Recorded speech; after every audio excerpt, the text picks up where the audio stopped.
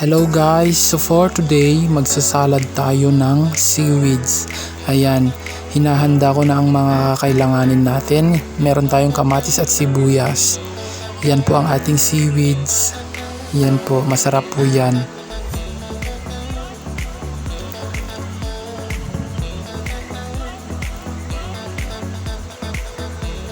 Kailangan po natin itong hugasan muna bago natin ito pakuluan.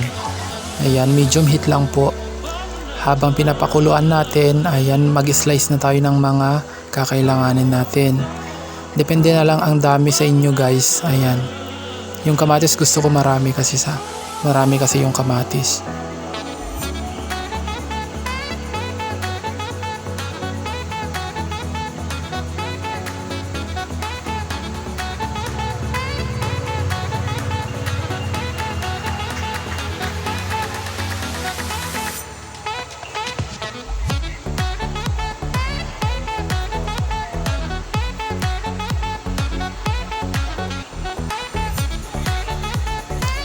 Ayan, isunod na rin natin ang ating sibuyas. Ayan, depende rin na rin yung dami sa inyo guys.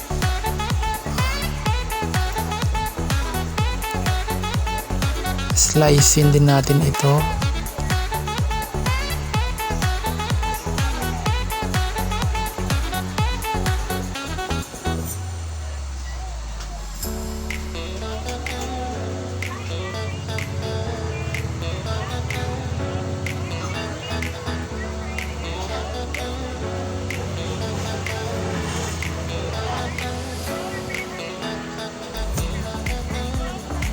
Ayan, tsaka natin pagsamahin sa isang mangkok. Ayan, i-check natin kung kumukulo na. Kapag medyo kumukulo na, balibalik na rin natin para maluto dun sa mga nasa ibabaw.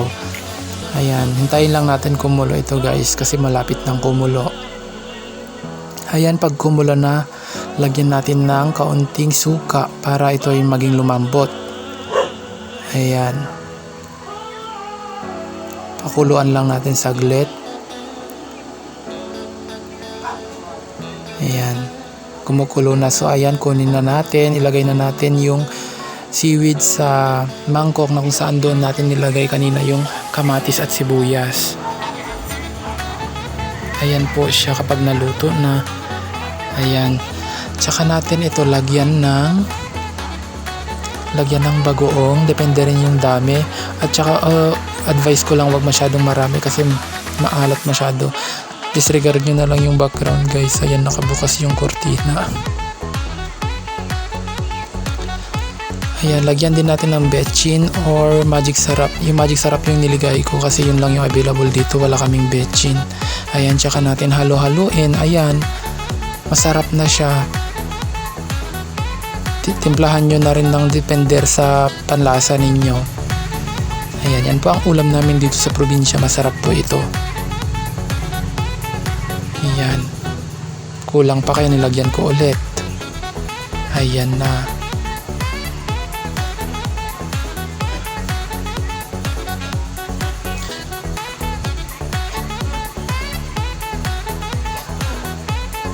So ayan guys, ready to serve na and eat well.